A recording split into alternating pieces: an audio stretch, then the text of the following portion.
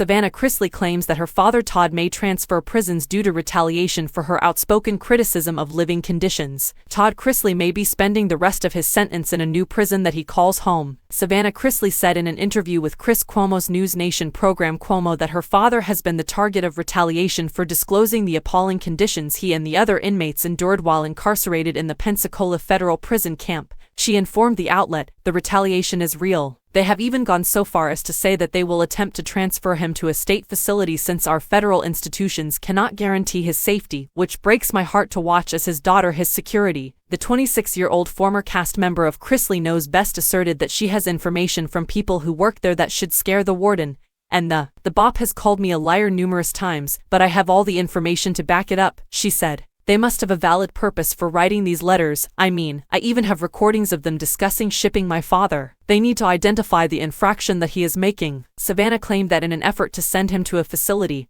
and truly behind bars, the institution had gone to the extent of planting cell phones, drugs, and going through his lockers. The podcast host also asserted that Julie, Todd's wife, living conditions haven't been fantastic for Chrisley either. The circumstances are terrible. Regarding her mother's incarceration, she stated on Cuomo, "They're deplorable. The fact that it's 30 degrees in Kentucky where she is, she's not getting any heat. After making a short-term remedy, they'll lose it once more. In the water where their water originates, there was also a dead bird. Thus, it's difficult." People has requested comments from the Pensacola Federal Prison Camp and the Federal Bureau of Prisons. In an interview with News Nation last month, Todd talked about his appalling living circumstances in his first ever prison interview. "It's so incredibly dirty. The food is actually, and I'm not lying, outdated and out of date by at least a year," he declared. "It has been a year since it expired. And these guys are being starved to death right here. These males are consuming, I don't know, 1,000 calories every day." Todd asserted that both living and dead animals have lowered the quality of everything, despite the fact that he was able to get around the food system by visiting the jail commissary. "In the storage facility where the food is, you have squirrels and rats," he asserted. "They simply covered it with plastic before tearing out the ceiling due to the abundance of black mold.